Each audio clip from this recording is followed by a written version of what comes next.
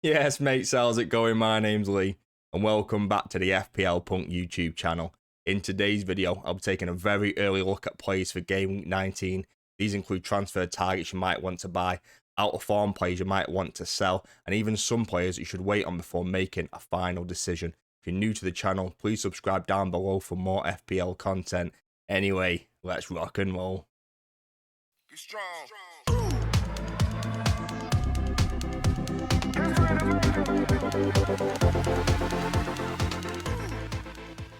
Right, mates, the first and only defender I've included in this video is Daniel Munoz from Crystal Palace. 4.7 million, 2.7% owned, really low ownership.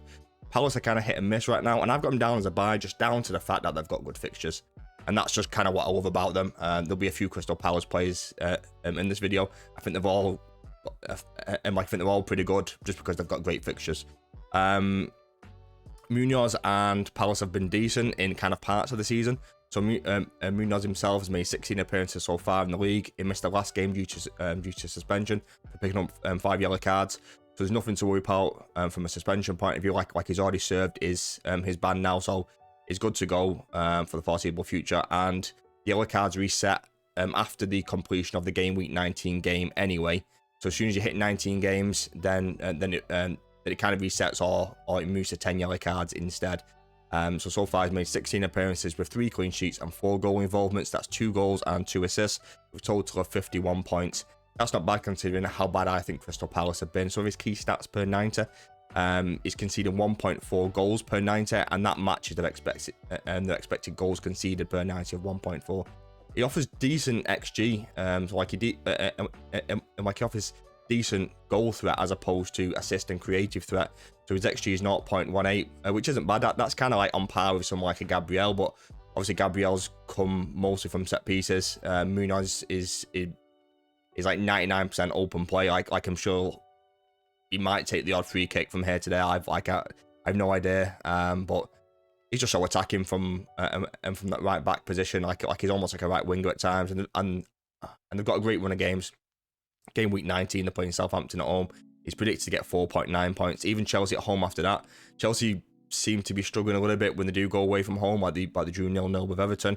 But I know the conditions weren't great, but he's still predicted to get 3.8 points in that. So if you did need to play Munoz in that Game Week 20 game against Chelsea, I don't think it's the end of the world. After that, they've got Leicester, West Ham, and Brentford. I think they're all pretty good games.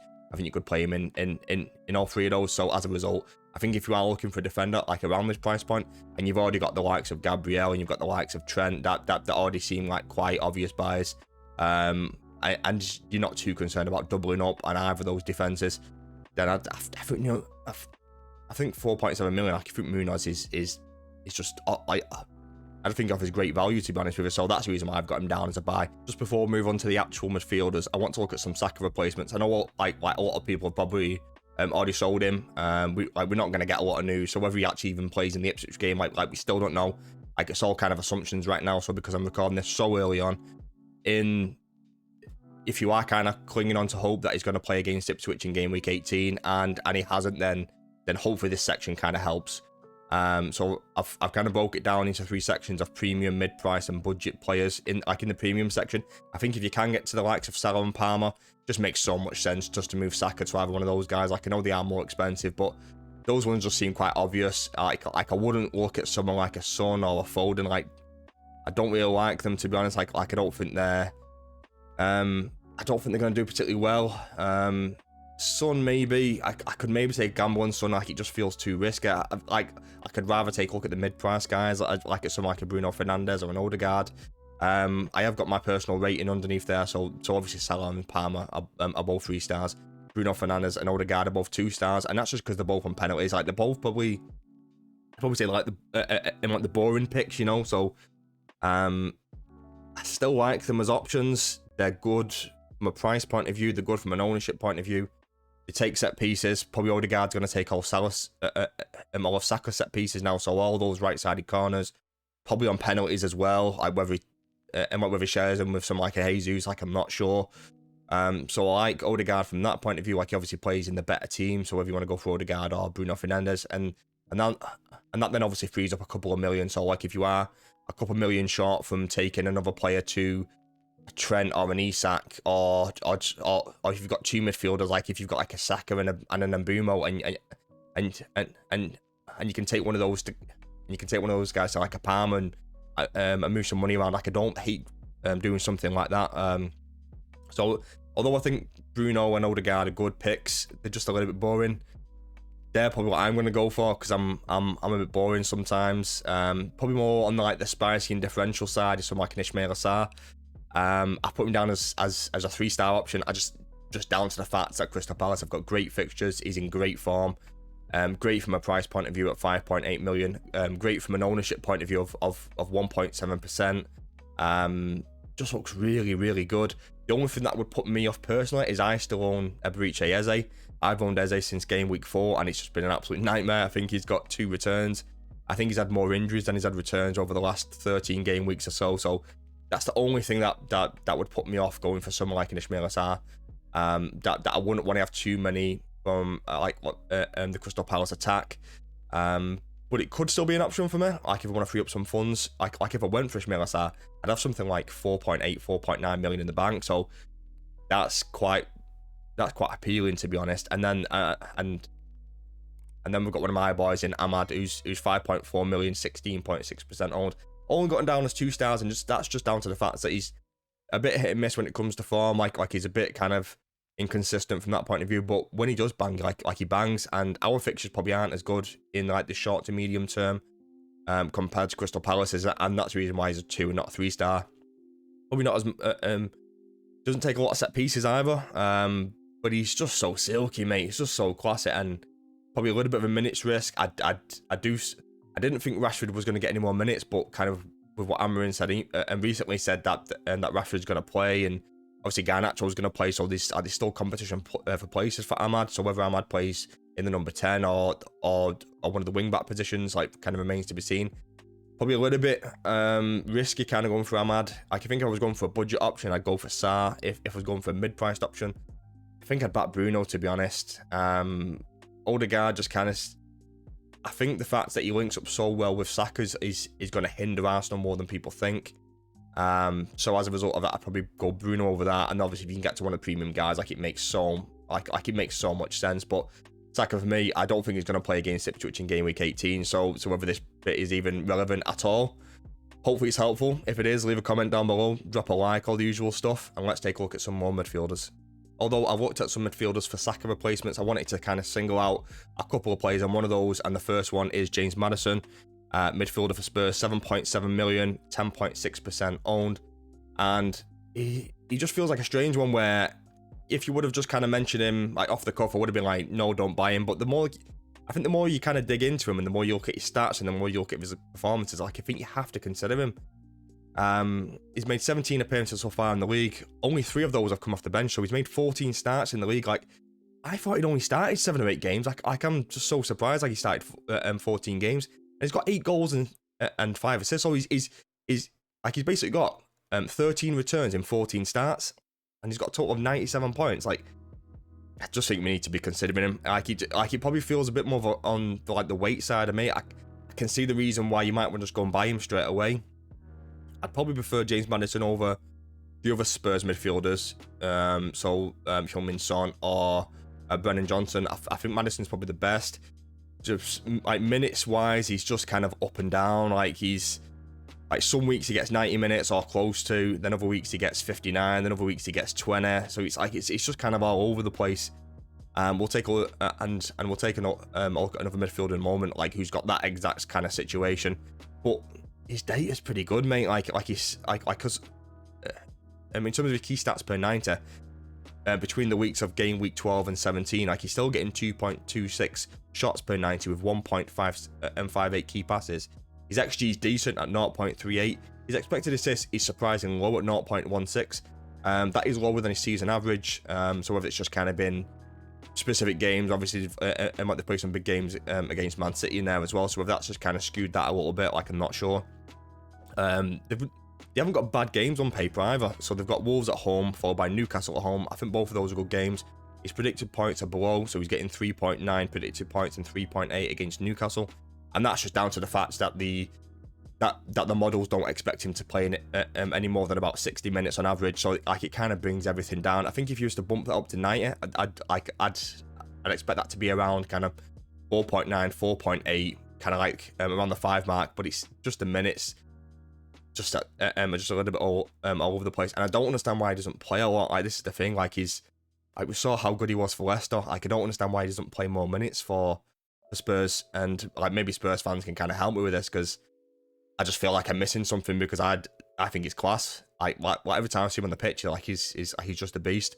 Obviously, the difficult game in there is the North London derby in game week 21 away to Arsenal, where he's only predicted to get 3.2 points in that. But that game is so kind of chaotic and so kind of mad that, like, would it surprise you if the game ended 3-3 and Maddison bags a couple of goals or something like that? That wouldn't surprise me at all. And then after that, like, he's got Everton away, tough game, but like whether Maddison's that type of player that could unlock the Everton defense.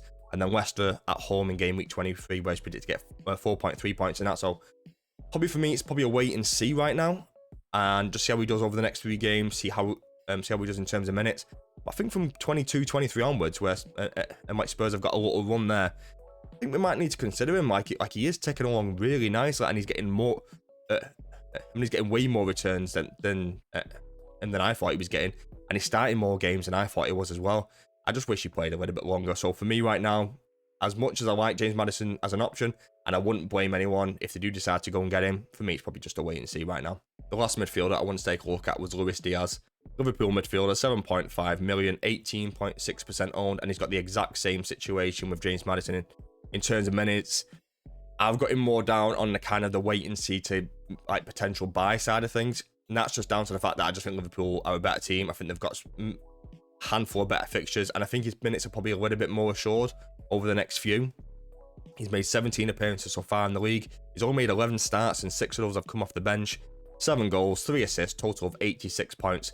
Maybe what I've said about James Maddison, about him being kind of more of like a wait and see, and I'm saying like Luis Diaz is more like towards the buy side. Like maybe James Maddison like is the exact same, and maybe Maddison's like within that kind of buy range as well. So if you want to go and get Maddison, yeah, do it, mate. Like I don't mind. Some of Luis's Diaz key stats per 90 between game week 12 and 17. He's getting 3.69 shots per 90 with 1.7 key passes. So he's that's better than his season average as well. And he's looked really impressive over the last couple of games against Spurs as well, where he bagged a couple of goals. His XG over these over that 5 game week period is 0.51, which is really nice. And expected assist is really low at 0.11. But he's never been that much of a kind of creative force, to be honest. So that kind of skews it a little bit. Like he is more on the goal side and the goal scoring side of things. So like I wouldn't let his creativity kind of put you off, because like he does get the odd assist here and from here to there as well.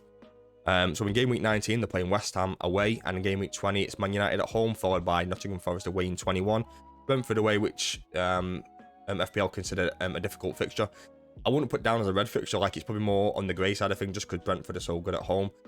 And they're good from a goal scoring point of view, Brentford, and when they do play at home, but they still concede goals, so I wouldn't really put it down as a red fixture. Like it's probably still a green to grey fixture for Liverpool, and then they've got Ipswich at home in game week 23. The only issue I have with Luis Diaz is minutes. I think Gakpo's done okay on that left, and now Jota's back. They've still got Darwin there as well, so like we don't really know who's going to start. Luis Diaz has played 85 to 90 minutes over the last couple of games. Before that, he was kind of start one, bench one, start one, bench one. So is he due a benching in game week 18? And then he might start in game week 19 away to West Ham, and then I think he will start at Man United at home in game week 20. So again, probably feels a little bit risky. I think there's probably more safer options out there with some of the Saka replacements with the likes of Odegaard and Bruno. I think Ishmael starts probably guaranteed for minutes as well. Probably feels a little bit risky, but I kind of like it, mate. Do you know what I mean? Let's move on to the forwards, and the first one is Jean-Philippe Mateta. And he's gone under the radar just because I think he's not been great this season. But he's a forward for Crystal Palace, 7.2 million, 2.4% owned, so really, really low ownership. I think if you're looking for that player with great fixtures who could potentially explode over the next 5 game weeks, Mateta might be the one, you know. Like I don't think a lot of people are going to buy him before it's too late. And with Southampton at home in game week 19, I think this might be the time to jump on him, to be honest with you. But like in terms of stats, like, he's not been good. 17 appearances with 4 goals, 1 assist, total of 55 points.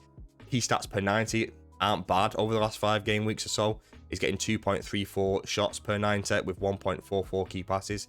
His XG is kind of the same compared to his season average of 0.33, and expected assists is just really low. But that's not Mateta's game anyway.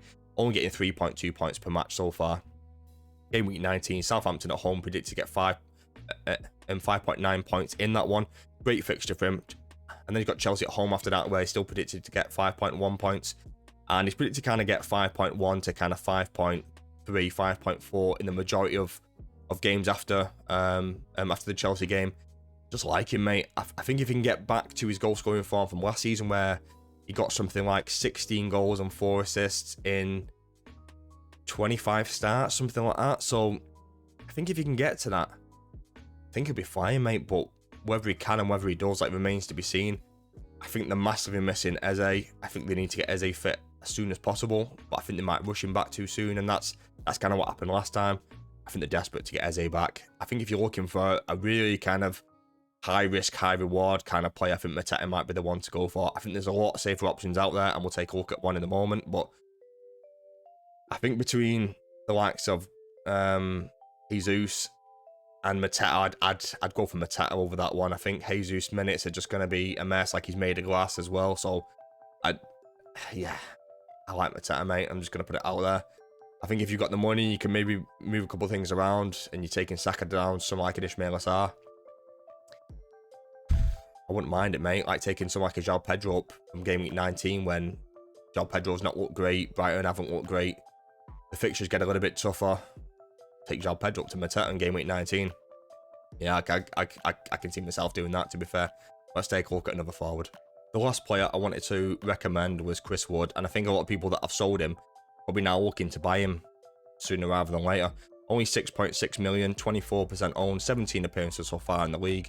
One of those came off the bench versus Arsenal. 10 goals, no assists, total of 92 points. So his key stats per 90 over the last 5 game weeks, he's getting 2.06 shots per 90. He's getting no key passes, no expected assists. That's not his game, but don't worry about that. And he's got an XG of 0.37, which is there or thereabouts for a season average, to be fair. And as long as he keeps getting kind of 2 to 3 shots with maybe 1 big chance per game, he's going to end on, I think he's going to end on maybe 18, 19 goals over the course of the season, to be honest with you. So they've still got a decent run coming up now. Everton away, I can see him doing pretty well in this game. Like, it's going to be quite a physical game up against the likes of Bramthwaite and Tarkowski. I think that probably suits Chris Wood. Like, I think he likes that kind of battle.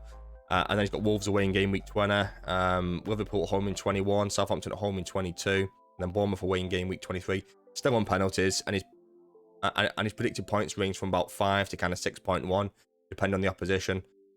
Still like him as an option, mate. Like I think if you want to make a forward transfer and you want to move some things around, and maybe you've got more money because you've sold Saka, I think going with someone like a Chris Wood, looking at Mateta, maybe look at a Gabriel Jesus. Yeah, I don't mind going for anything like that. If you are thinking of buying Chris Wood and you sold him recently, leave a comment down below and have a little cry about it if you want.